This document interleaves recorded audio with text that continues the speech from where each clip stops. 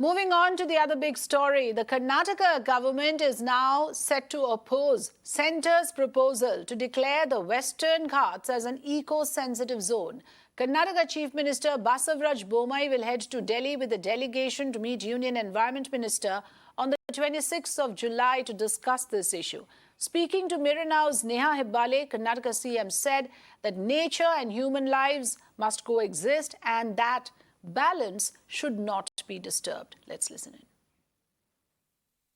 The Minister said that you would be leading a delegation on the 26th of this month, sir. I have sought a time with Bhupender Yadav ji, and he's yet to give me time. The moment he gives time, I will lead a delegation to Bhupender Yadav, and we will tell Karnataka's views on Kasturi Rangan report and notifications. Okay. The reason, sir, that the Karnataka government is opposing the Kasturi Rangan report? There are a whole lot of reasons. Basically, the vegetation and human livings are coexisting there. That should not be disturbed. Neha Hebbale joins us live. Neha, the Chief Minister is very clear in his position that there must be a status quo. There cannot be any new intervention in this particular case of declaring the Western Ghats as eco-sensitive zone, because he believes the current arrangement is working fine. But there would be the other point of view as well. There's a reason why the centre has decided to demarcate this region. Well, Afrida, you're absolutely right. Let's take this back down 10 years down the line when we first saw the Kasturi Rangan report, in fact, being submitted. The report back then said that, the Western Ghats need to be declared as an eco-sensitive zone and listed out several reasons for the same. Now, following that, we saw a change of government as well coming in where this report was rejected, and the area that was demarcated was further reduced. The eco-sensitive zones again further reduced, almost even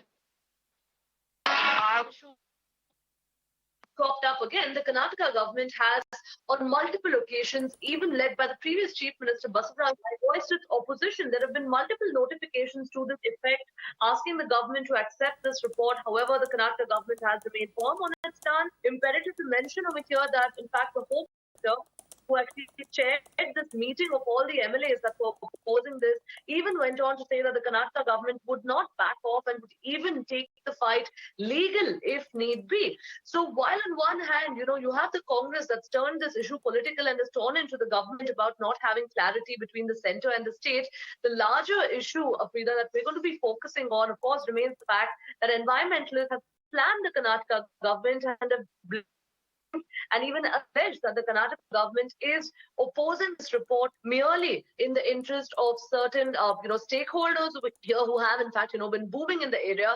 Important also, again, to mention when we interviewed the Home Minister today as well, he mentioned that, Yes. while people of the area are going to be affected if it's declared an eco-sensitive zone. But the bigger concern that he too seemed to have was the fact that buildings and construction would not be able to come up in this area. So Absolutely. as far as Karnataka is concerned, Thanks, Neha, for joining us. There's a reason why typically governments, state governments, local governments oppose these kind of moves, since there would be restrictions, like you mentioned, on construction activities, on any kind of building activities in that area, because this entire area would be declared eco-sensitive.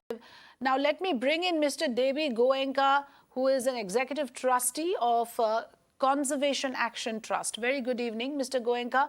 As an expert in this subject, I want you to tell us, why is it important to declare the Western Ghats as an eco-sensitive zone, and what do you have to say of the kind of objections that are coming into it? First of all, the Western Ghats is one of the well-known biodiversity hotspots of the world, and it has been declared a biodiversity hotspot decades ago. It's nothing new.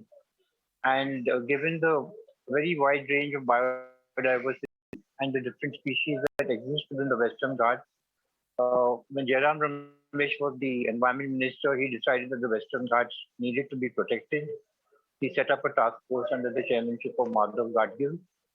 And unfortunately, the task force took a very long time submitting its report. By the time the report was submitted, the political scenario had changed. The Environment Ministry itself wanted to dilute the Madhav Gadgil report, so they appointed a second committee under the chairmanship of Kasturi Rangan.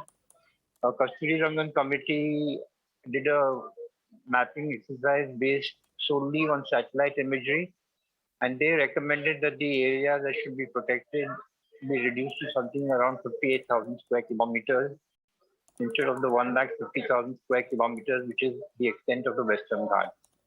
And the new notification that has now been issued has further reduced that 58,000 square kilometers to around 46,000 square kilometers. Now, one of the reasons why the Karnataka state government seems to be objecting is that mining is completely prohibited in areas that are going to be notified as eco-sensitive zone. Red category projects such as thermal power plants and so on would also be prohibited within the eco-sensitive zone. And it's actually quite tragic that these kind of considerations seem to be more important to the state government than actually protecting the biodiversity and the ecology of what is irreplaceable and irreparable if it is damaged, particularly given the climate crisis facing the world, where the survival of every human being, the survival of every living organism is threatened by climate change. The fact that you want to not protect an area that is so rich, you want to allow construction, you want to allow mining, and so on and so forth. And then to call that coexistence and say that there should be no The argument, disturbance. Mr. Goenka, that the Karnataka CM seems to be making is that it's going to affect lives and livelihoods. So the point about coexisting or allowing things to remain status quo is that if you declare this an eco-sensitive zone, certain people will be displaced or deprived of certain livelihoods. Would you like to counter that point? There's going to be no displacement.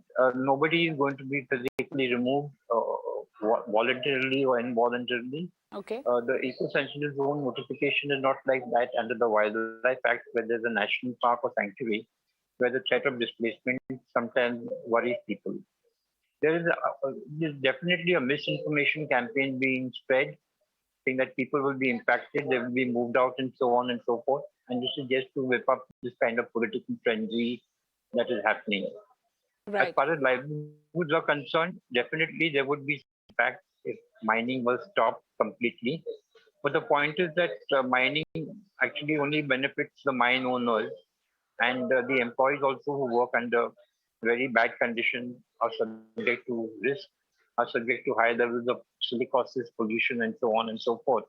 I really think that the government is really concerned about livelihood. They would have to find sustainable alternatives. Absolutely, because for the greater common good, and you have put it so rightly that, you know, in the current scenario where you have major climate change challenges facing this country, we have witnessed some of the worst kind of nature's fury. Even Karnataka recently having faced such devastating floods, it's only fair that we reconsider preserving these kind of eco-sensitive zones, which, like you mentioned, is strong on biodiversity, and that is something that needs to be preserved. Certainly, the discussions will move on with the Karnataka CM going to meet the Union Environment Minister. We'll see what happens there. Thanks very much, Mr. Goenka, for joining us.